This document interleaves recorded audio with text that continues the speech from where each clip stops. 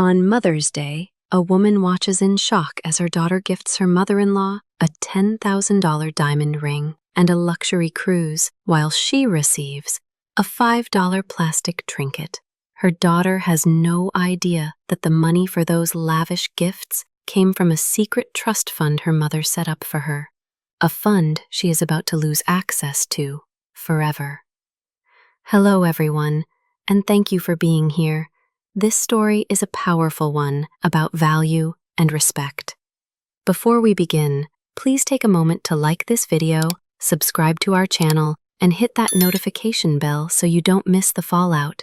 And of course, please let me know in the comments what city or country you're watching from. The restaurant was beautiful, one of those new, trendy places with high ceilings and artfully arranged flowers on every table. It was my daughter Jessica's choice for our joint Mother's Day brunch. I sat at a round table for 4, sandwiched between Jessica and her mother-in-law Maria, a woman who wore her wealth with the subtlety of a neon sign. My son-in-law Tom sat opposite, looking handsome but slightly stressed, as he always did when his mother and wife were in the same room. I had been looking forward to this day for weeks. Since my husband passed, moments with my only daughter were precious gems, and a day celebrating motherhood felt like the most special of all. From the moment we sat down, however, a strange dynamic began to unfold. Jessica was practically draped over her mother-in-law.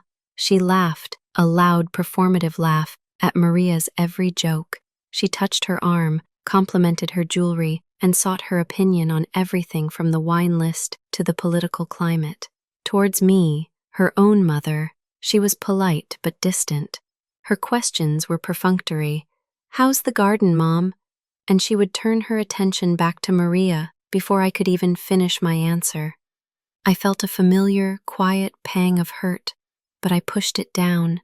This was Jessica's new life, her new family. I was just supposed to be grateful to be included at all. After we ordered, Jessica clapped her hands together with theatrical glee. "Okay, presents," she announced. She first slid a large, elegantly wrapped gift box across the table to Maria. "For you, Maria, for being the most wonderful mother-in-law a girl could ask for, and a true second mom to me." Maria preened, unwrapping the gift with slow, deliberate movements. Inside was a brochure for a 7-day Caribbean cruise.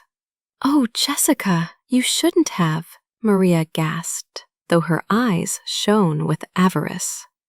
"Oh, but that's not all," Jessica said, beaming. She then produced a small velvet ring box. Maria opened it, and a collective gasp went through the table.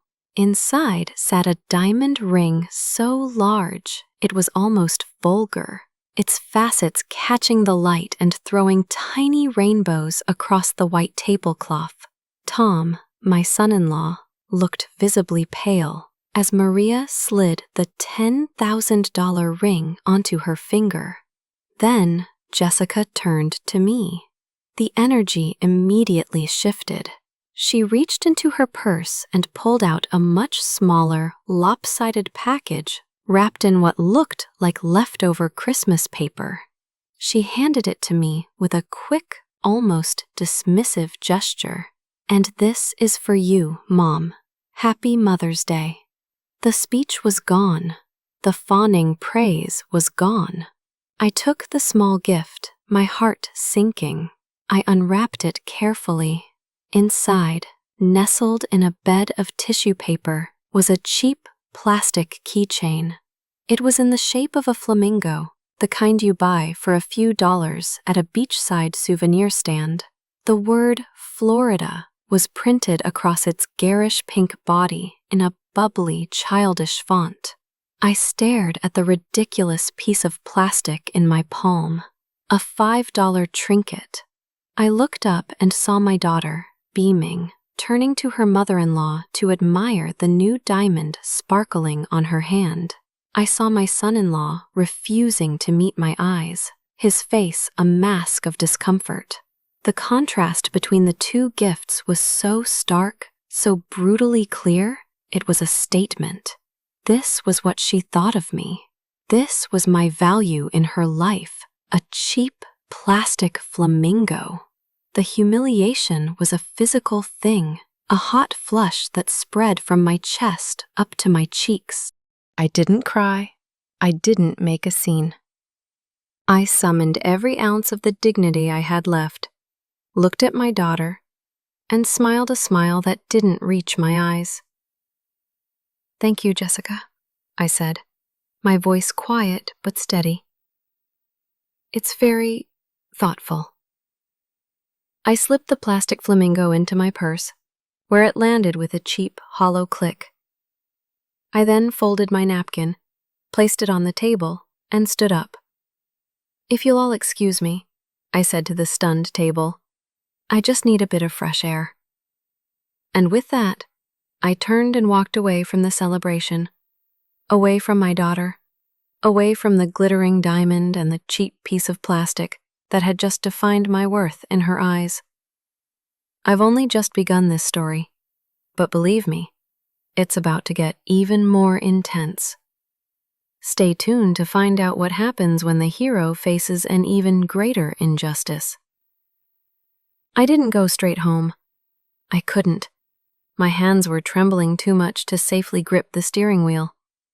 Instead, I drove to a small park a few blocks from the restaurant and sat on a bench overlooking the duck pond, the cheap plastic flamingo still in my purse, feeling like a lead weight. I watched families laughing, children throwing bread to the ducks, all the normal, happy scenes of a Sunday afternoon. That all felt like a movie I was no longer a part of. The scene from the restaurant replayed in my mind on a loop. The sparkle of the diamond on Maria's hand, the condescending pat on the arm from my daughter, the ridiculous pink flamingo in my palm. It wasn't the monetary value that was a knife in the heart. It was the public declaration of my worth. My daughter had held up two versions of motherhood and loudly, proudly announced to the world that I was the cheap, disposable one. As I sat there, the initial shock began to fade, replaced by a cold, creeping question. How? How could Jessica, who worked as a part-time graphic designer, and her husband Tom, a high school history teacher, afford a $10,000 ring and the luxury cruise? They were comfortable, but they weren't wealthy. They drove a sensible car. They complained about their property taxes. The sudden, lavish spending made no sense. And then, a thought so sickening it made me feel nauseous began to form in my mind. A thought that connected her extravagant gifts to a secret I had kept for nearly a decade. When my husband Richard passed away, he left me very well off.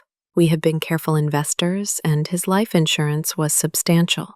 I didn't need all of it, my needs were simple.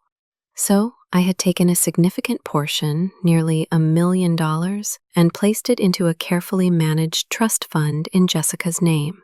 It was her inheritance given to her early. My lawyer advised against giving her direct access to the principal until she was older, so we set it up to provide her with a generous annuity, a quarterly payment that supplemented her income. I wanted her to have a safety net, the freedom from the financial anxiety that had plagued my own parents. Jessica knew the payments came from an investment account I had set up for her, but she had never once asked for the details. She simply accepted the money as her due. The blood drained from my face, the money for the cruise, the money for the diamond ring. It wasn't her money, it was mine. It was Richard's. It was the legacy of our hard work. She had taken the very funds I had given her to build a secure future and used them to buy lavish gifts for her mother-in-law, a woman she had known for 3 years, and for me, the source of that wealth, a $5 piece of plastic.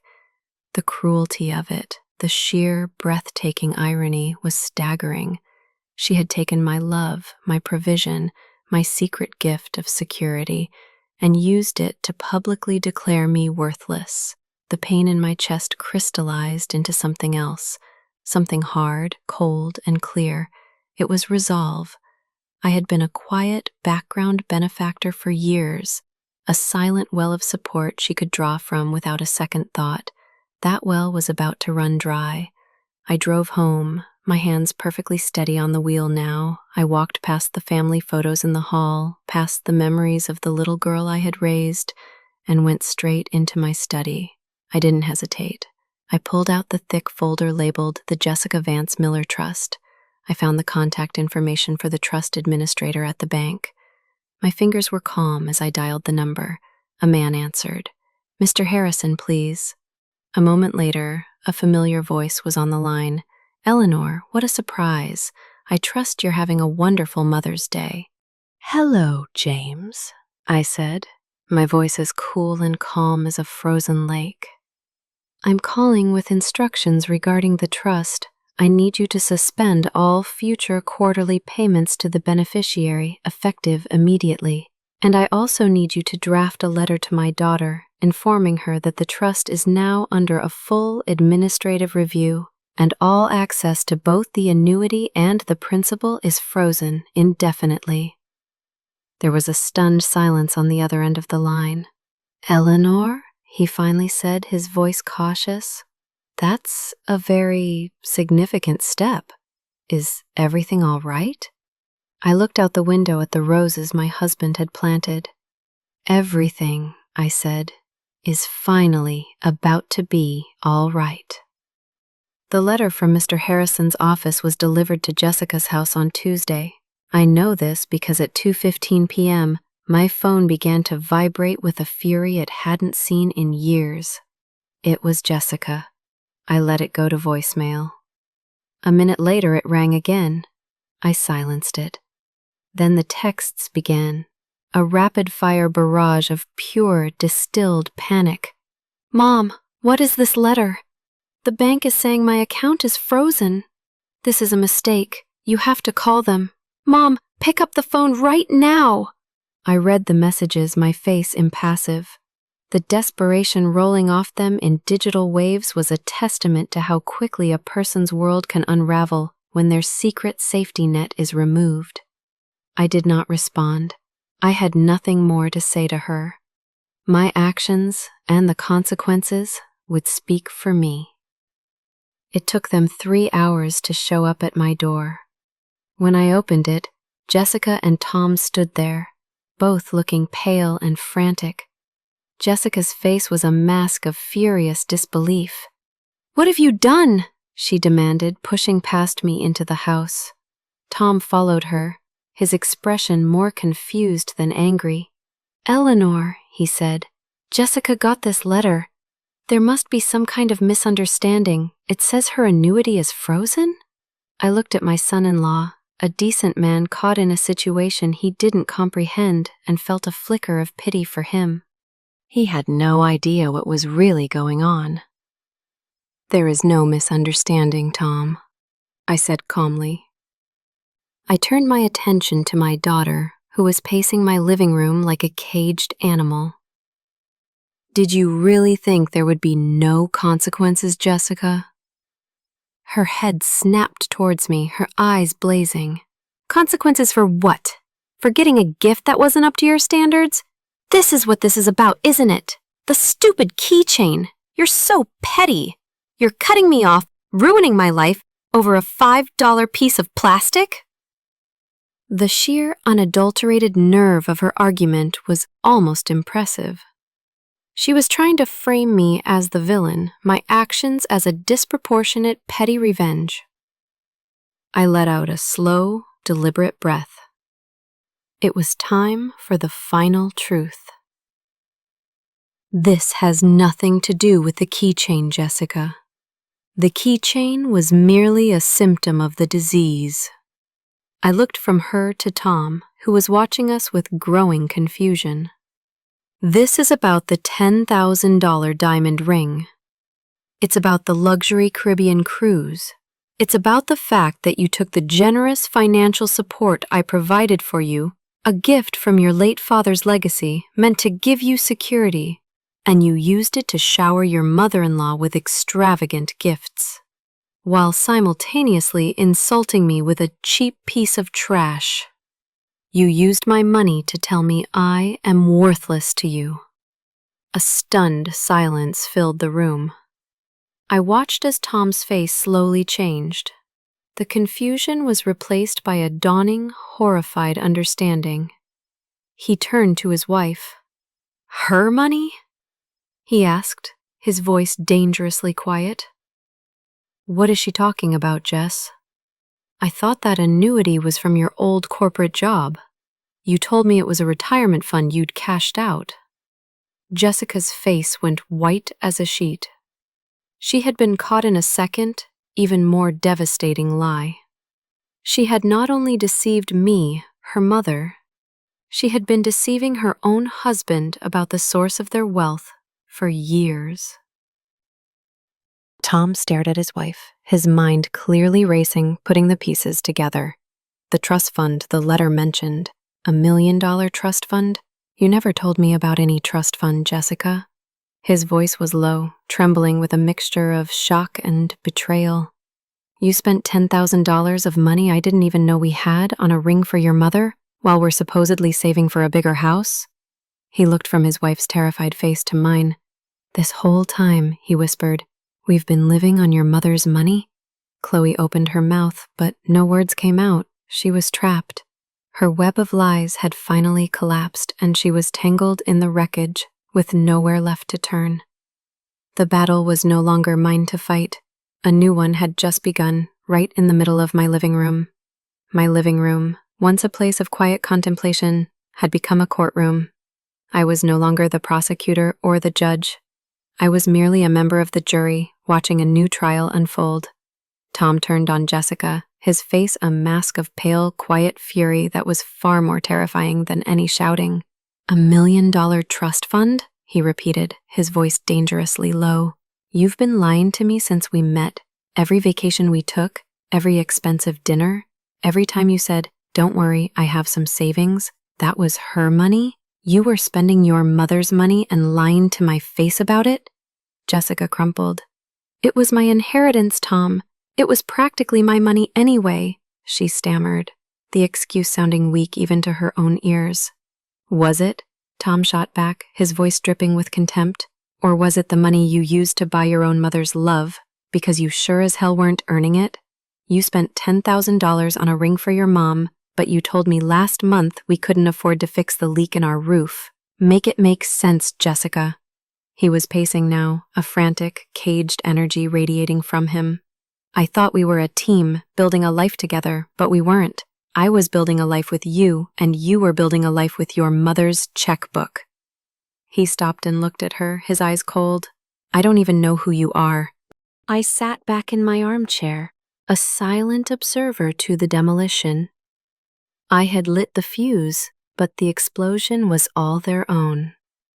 Every lie Jessica had ever told, every financial shortcut she had ever taken, was now being laid bare under the harsh lights of my living room. She tried to fight back, of course. She tried to turn her tears on him, the same manipulative tactic that had always worked before. But he was immune now. The truth had inoculated him against her charms. Then she turned on me, her last desperate gambit. "This is your fault!" she shrieked, pointing a trembling finger at me. "You did this! You set me up! You wanted to ruin my marriage!" I didn't even flinch. I just looked at her, my expression calm. It was Tom who answered. "She didn't do anything, Jess," he said, his voice weary and broken. "She gave you everything. A home, an education, a secret fortune to keep you safe. She gave you unconditional love, and you repaid her by buying a plastic flamingo? This isn't her fault. This is all on you." That was it, the final killing blow. Hearing it from me was one thing. Hearing it from her own husband, the man she had manipulated for years was another. The fight went out of her, replaced by a hollow, vacant despair. The silence that followed was heavy and final. Tom walked to the door. "I'm going to my parents' house," he said, not looking at his wife. "I need to think. I can't be here right now."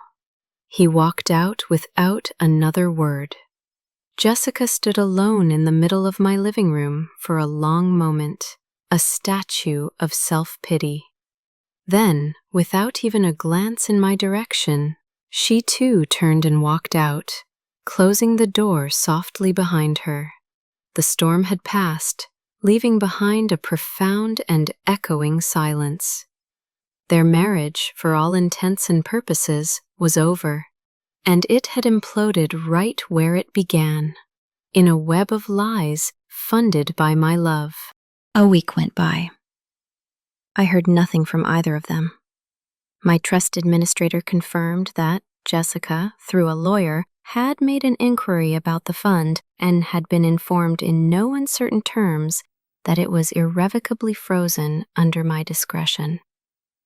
The power was entirely in my hands. I felt no joy in this, only a deep, abiding sadness for the mess it had all become. I didn't know what the right thing to do was.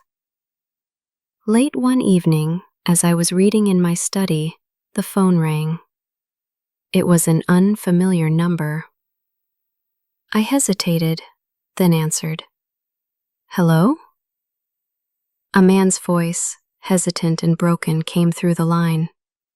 "Eleanor, it's Tom." I was silent. He started, his voice cracking.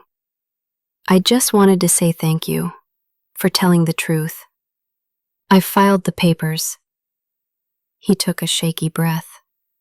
"And I was wondering, I know I have no right to ask you for anything, but could you give me the number for your lawyer? We are on the verge of the climax. What happens now will turn everything upside down. You simply cannot miss the resolution of this story." I gave Tom the number for my lawyer. The annulment, given the clear evidence of fraud, was swift and uncontested. Mark, or rather Matthew O'Connell, vanished from our lives as quickly as he had appeared, a ghost of a man who left behind a trail of wreckage. The months that followed were a quiet, somber period of healing. I spoke with Tom a few times. He was slowly rebuilding his life, and I wished him nothing but the best. From my daughter, however, I heard nothing. I knew from mutual friends that her life had been turned upside down. Without the trust fund annuity, and without a husband, she had been forced to get a full-time job, a real one, for the first time in her adult life. She had moved out of her expensive apartment and into a tiny studio across town. She was facing reality, without a safety net, for the very first time. I didn't reach out. This was a journey she had to make on her own. Then, one crisp autumn afternoon, nearly 6 months after that fateful Mother's Day, my doorbell rang. I opened it to find Jessica standing on my porch. She was so changed, I almost didn't recognize her. The designer clothes were gone, replaced by simple jeans and a worn sweater. Her expensive hairstyle had grown out. She looked tired and thin, but there was a new clarity in her eyes, a quiet humility I had never seen before. She was holding a single, perfect, pink flamingo. Not a cheap plastic one, but a beautiful, hand-carved wooden one. She simply held it out to me. "I don't expect you to forgive me," she began, her voice quiet and stripped of all its former arrogance. "And I'm not here to ask for money. I needed to say it. I'm sorry, Mom." She finally met my eyes, and hers were filled with genuine, painful remorse. "It wasn't about the keychain. You were right. It was about me. I was spoiled and entitled, and I took your love for granted my entire life. I saw it as a resource to be spent. I never saw you. She took a shaky breath. Losing Tom, losing the money, it was all devastating. But the worst part was realizing I had become a person my own mother couldn't respect, and I deserved it. I earned that. I looked at my daughter, this new, humbled version of her, and the last of the ice around my heart finally melted. This was the apology I had been waiting for. Not the panicked excuses of a girl who had been cut off, but the honest confession of a woman who finally understood the consequences of her actions. I took the wooden flamingo from her hand and opened the door wider. "Come in, Jessica," I said softly. We sat at the kitchen table, the same table where she had done her homework as a child, and for the first time we talked as equals. She asked for nothing, but I told her my plans anyway. "The original trust your father and I set up has been dissolved," I explained. "The bulk of that money is now in a new charitable foundation in your father's name, to provide scholarships for underprivileged students." I saw a flicker of understanding and acceptance in her eyes. She knew she had forfeited that life. "But," I continued, "I will not see my daughter struggle to survive. That was never the point of this lesson." I slid a brochure for the local community college across the table. "I will pay for you to finish your degree, whatever you choose to study. I will help you with your rent until you are on your feet. I will give you a hand up, Jessica, not a handout. The rest is up to you." Tears streamed down her face, but for the first time in a very long time, they were tears of gratitude. She nodded, unable to speak. The road ahead for us would be long. Trust, once shattered, takes years to rebuild. Our relationship would never be the same easy, thoughtless thing it once was. But as we sat there in the quiet afternoon light, sharing a pot of tea, I knew it would be something far better. It would be real. It would be built not on assumptions and entitlement, but on the hard-won, painful, and ultimately beautiful foundation of respect. And for a mother, that is the most valuable gift of all.